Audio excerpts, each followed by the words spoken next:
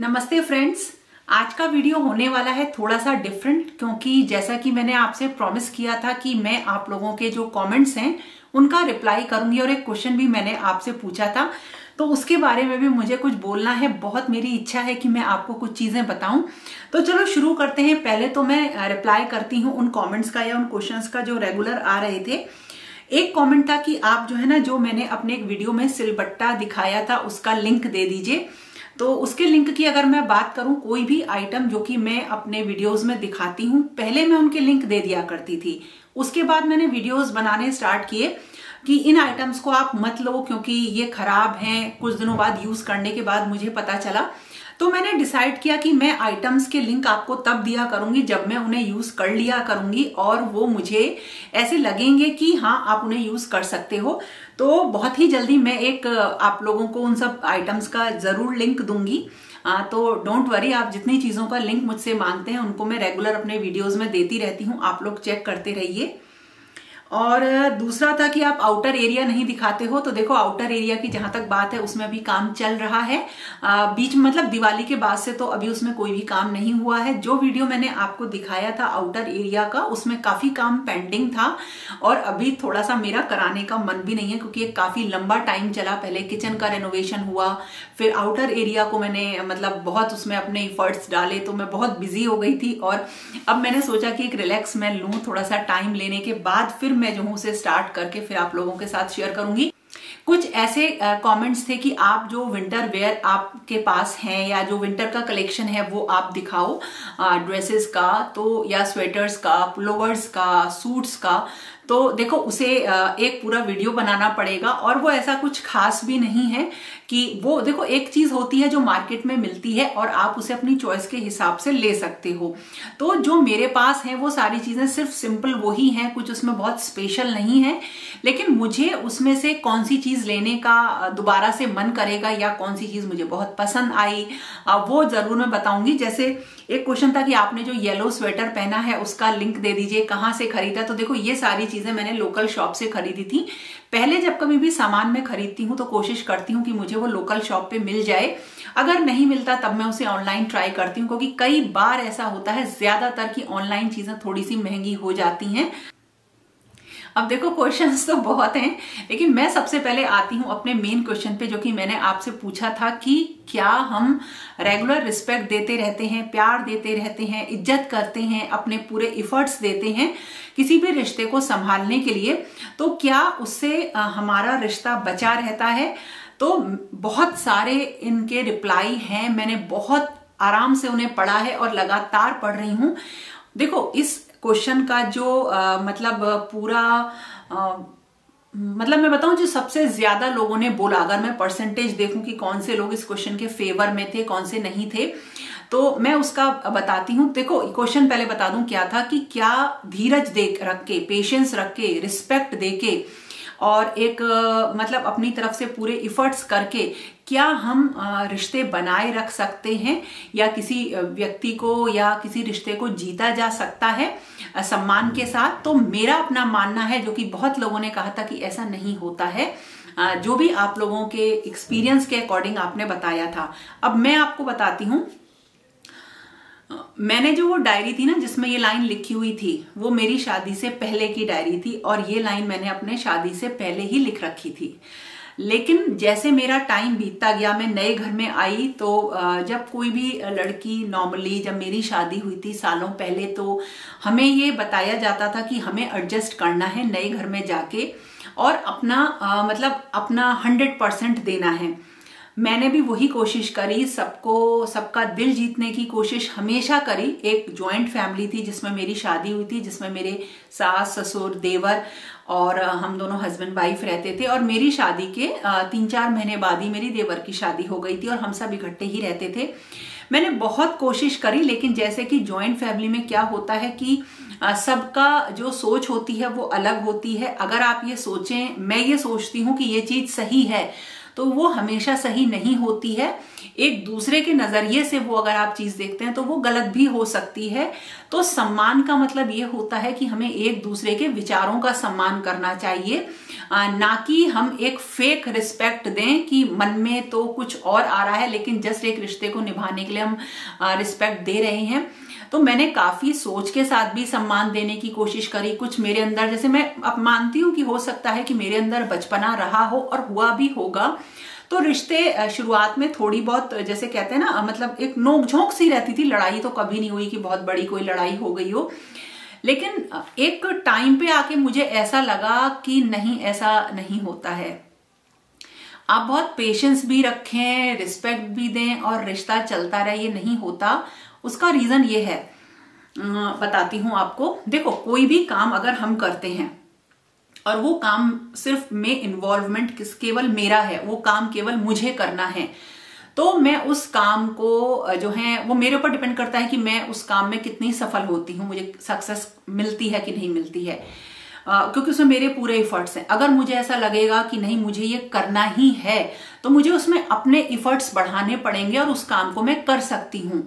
लेकिन जब कभी भी किसी काम में हमें किसी और के ऊपर हमारी डिपेंडेंसी हो जाती है, तो वो काम के सफल होने की गारंटी हमारी और उस दूसरे इंसान की होती है, तब जाके वो काम सफल होता है। आप एक, अगर जैसे हम कहते हैं ना, टीम की तरीके से सब मिलकर काम करेंगे, अपना 100% देंगे, तो कोई भी प्रोजेक्ट अपने आप एक मतलब एक बढ़िया प्रोजेक्ट बनेगा। इसलिए बिल्कुल रिश्ते में भी वही चीज आ जाती है। किसी भी रिश्ते को चलाने के लिए केवल एक तरफ से सारे इफर्ट्स, प्रयास होने से रिश्ता नहीं चलता है। हमेशा ये रिश्ता जो होता है, रिश्ते कोई भी हो, चाहे हस्बैंड वाइफ के हों, चाहे फैमिली में बहुत सारे लोग होते हैं, देखो उनके हों, हमेशा रिश्ते दोनों तरफों से चलते हैं, दोनों तरफ से चलते हैं। जब दोनों तरफ से एक दूसरे को लेके सम्मान होगा, इफर्ट्स डाले जाएंगे, तब जाके आप जो है फील कर सकते हैं कि हाँ, हमारा रिश्ता चल रहा है। एक के करने से कुछ भी नहीं होता, और खासकर तब जब जो दूसरा जिसके साथ आपका रिश्ता है वो ये सोच के बैठा है कि मुझे इसके साथ रिश्ता नहीं चलाना है किसी भी XYZ रीजन से।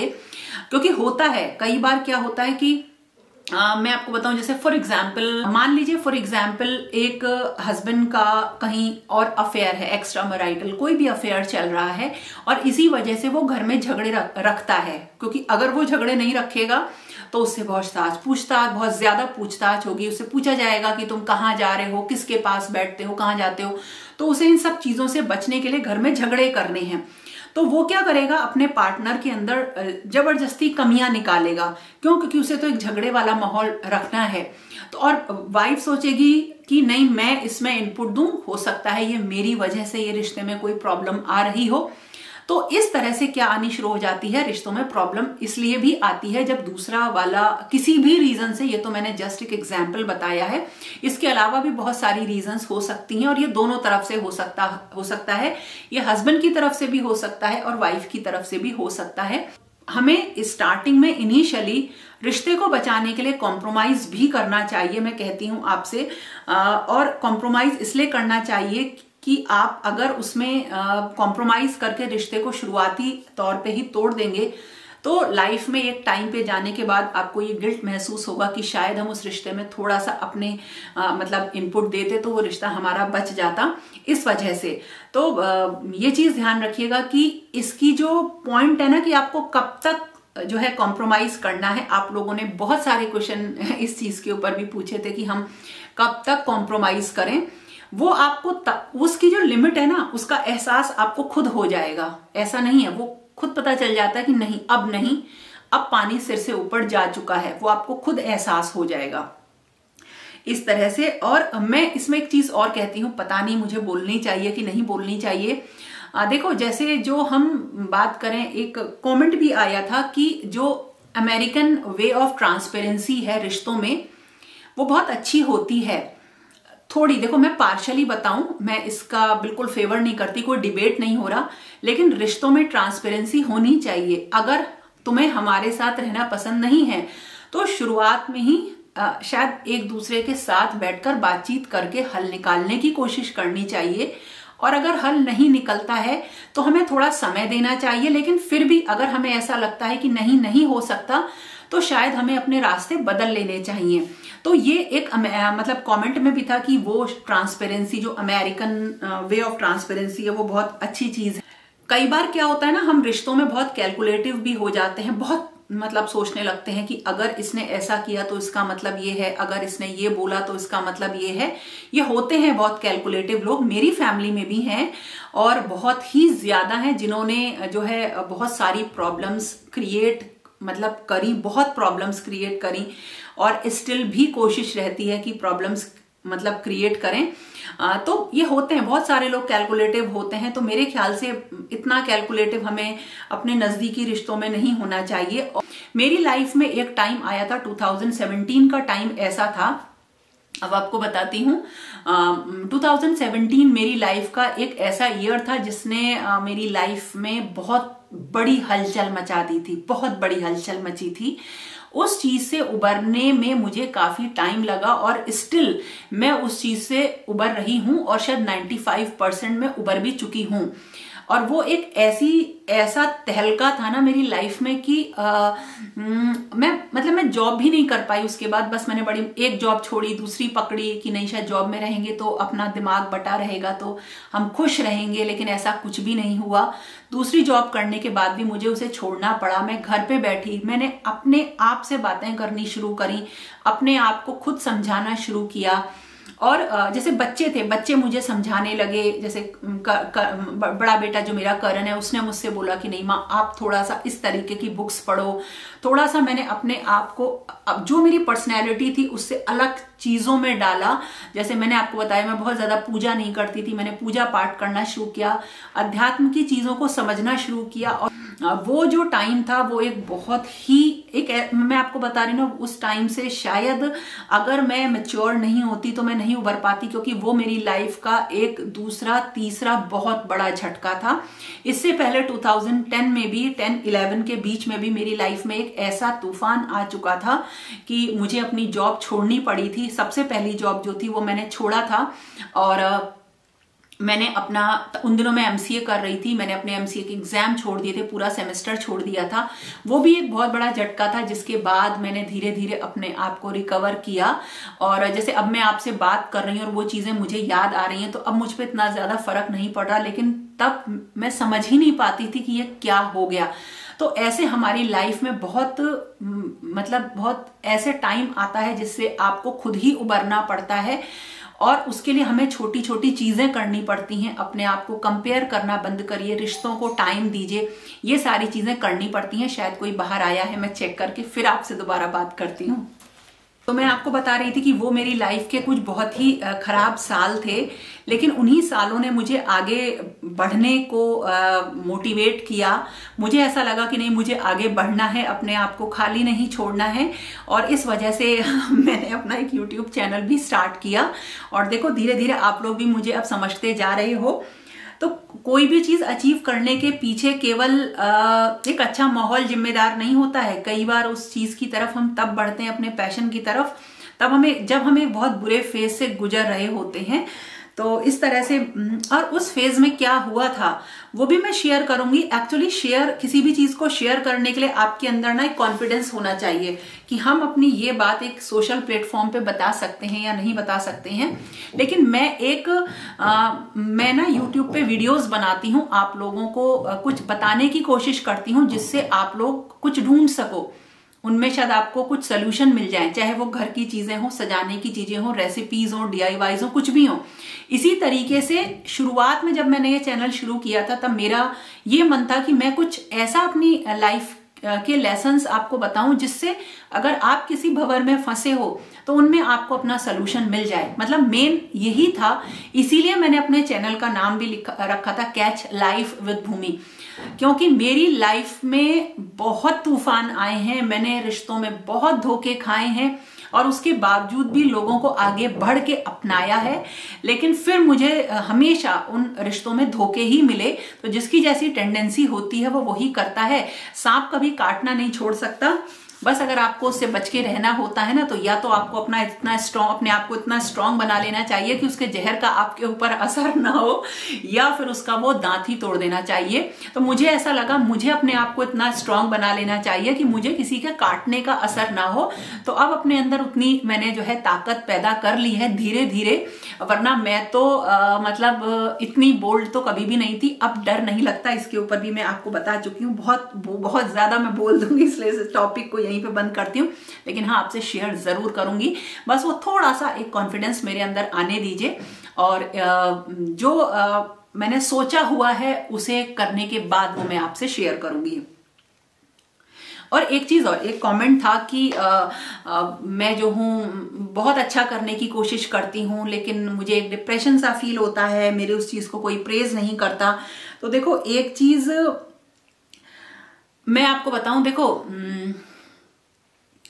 लाइफ कोई कंपटीशन नहीं होती है, कोई किसी से आपका कोई कंपटीशन नहीं है कि मुझे एक रेस चल रही है और मुझे उस रेस में सबसे आगे दौड़ना है। ये हमारे साथ नहीं, हमारे बच्चों के साथ भी है।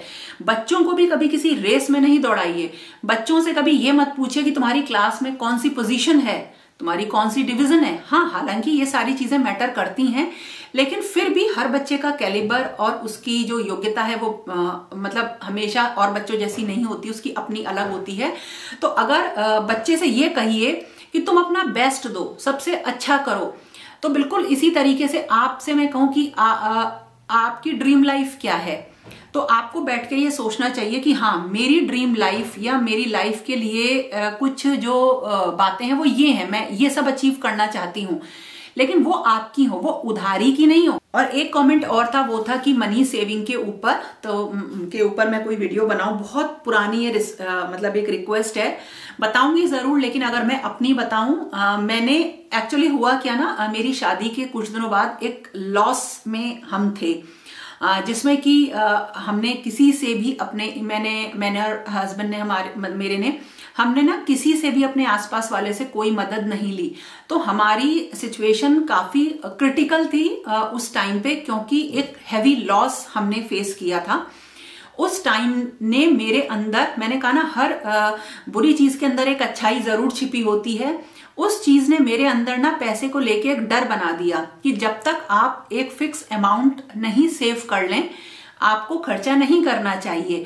ये मेरी आदत बन गई। तो मैं क्या करती थी, पहले भी मैंने आपको बताया है, मैंने जॉब करी, अपना पैसा अपना सेव किया, और उसके बाद जब मैं नेक्स्ट जॉब ले लिया करती थी और उसकी सेविंग स्टार्ट हो जाती थी, तब मैं अपना पुराना पैसा जो है स्पेंड किया करती थी। और ये चीज ऐसा नहीं है कि मैं रखा हुआ पैसा खर्च करती थी। एक्चुअली रखा हुआ पैसा अपने ही मांस को खाने जैसा होता है, अपने आप को खाने जैसा होता है। प्लीज, अगर आपको मेरा वर्ड थोड़ा खराब लगा हो तो रियली सॉरी, लेकिन वो मैं उसे आपको बताना चाह रही हूँ कि वो कितना दर्दनाक होता है। इसलिए सेव करिए, रखिए पैसा, और फिर आप थोड़ा सा स्पेंड करिए। लेकिन इसका मतलब ये भी नहीं है कि आप पैसे को इतना जो है बचा लें कि आप अपनी लाइफ ही ना जी पाएं। तो इन चीजों में बैलेंस रखना बहुत ज्यादा जरूरी होता है। और ना बहुत सारे कमेंट्स हैं, मन कर रहा है कि मैं इन सबके रिप्लाई दूं, लेकिन हाँ, जितना कवर मैं कर पा रही हूँ, क्योंकि मुझे अभी नहीं पता कितनी देर की ड्यूरेशन की मेरी वीडियो हो चुकी है, बट हाँ, काफी बड़ी हो चुकी है ये ऑलरेडी। तो मैंने आपको कुछ अपने पॉइंट्स बता दिए हैं, कुछ चीजें बता दी हैं, कोशिश करी है कि आपको आंसर मैं दे दूं। तो ये हो गया आज का वीडियो, जिसमें कि मैंने कोशिश करी खूब ढेर सारे कमेंट्स के रिप्लाई करने की। और देखो, रिश्ते ना बना के रखना ये एक कला होती है, स्किल होती है। मैंने कल एक कमेंट का रिप्लाई किया था, ये कला आपको आनी चाहिए, लेकिन ऐसा नहीं होता कि उस आर्ट से आप जो स्केच बनाएं वो हमेशा सही हो, क्योंकि वो आपके हाथ में है ही नहीं। हम अच्छे हैं, हम अपने लिए अच्छे हैं, हम अच्छा काम करते हैं, हम अपने लिए अच्छा काम करते हैं। हमने बहुत सारी चीजों की कोशिश करी, हमने अच्छा किया, दूसरे का उस पे क्या स्टैंड रहा, या वो हम बचा पाए या नहीं बचा पाए, इससे हमें कभी भी कोई भी हमें नहीं सोचना चाहिए। हमें अपनी आंखों में नहीं गिरना है। कभी भी किसी भी उम्र पर जाकर अगर शीशे के सामने खड़े होके हमारे अंदर इतनी दम होनी चाहिए कि हम अपनी आंखों से आंख मिला सकें। ये मेरा मानना है। मेरे अंदर एक बहुत ही मतलब मैं बहुत इमोशनल हूं, लेकिन हमेशा इमोशनल होके काम नहीं चलता, थोड़ा प्रैक्टिकल होना पड़ता है। ये मैंने अपने लाइफ में पड़े हुए जो थपेड़े हैं ना, उनसे सीखा। बहुत खराब समय मैंने देखा है, जिसमें मैं हमेशा बहुत बुरी तरीके से गिरी और हमेशा उठने की कोशिश करी, उठी, है ना, फिर से चीजों को संभालने की कोशिश करी। वो मेरे गट्स थे, वो मेरे संस्कार थे हमेशा। लेकिन जो मुझे बार बार गिरा रहे थे जो लोग, उनके संस्कार वो थे, उन्हें वही संस्कार अपने घर, फैमिली, पेरेंट्स से मिले थे।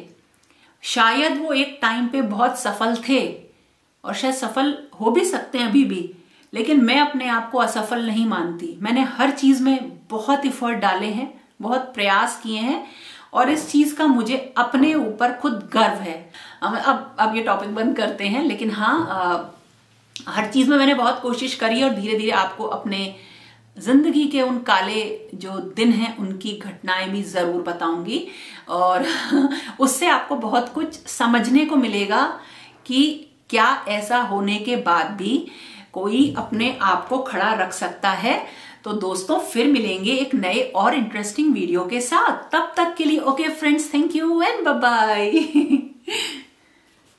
आज का वीडियो मुझे अच्छा लगा। मुझे हमेशा ऐसे वीडियोस बनाना बहुत ज्यादा पसंद है, जिसमें मैं आपको कुछ ऐसी चीजें बताऊं जिन्हें बताने के बाद ना मुझे बड़ा अच्छा फील होता है। तो बहुत जल्दी जल्दी बनाया करूंगी। और हाँ, बच्चों के साथ भी मुझे कुछ वीडियो बनाने हैं आपके साथ, वो भी मैं जल्दी ही लेकर आऊंगी।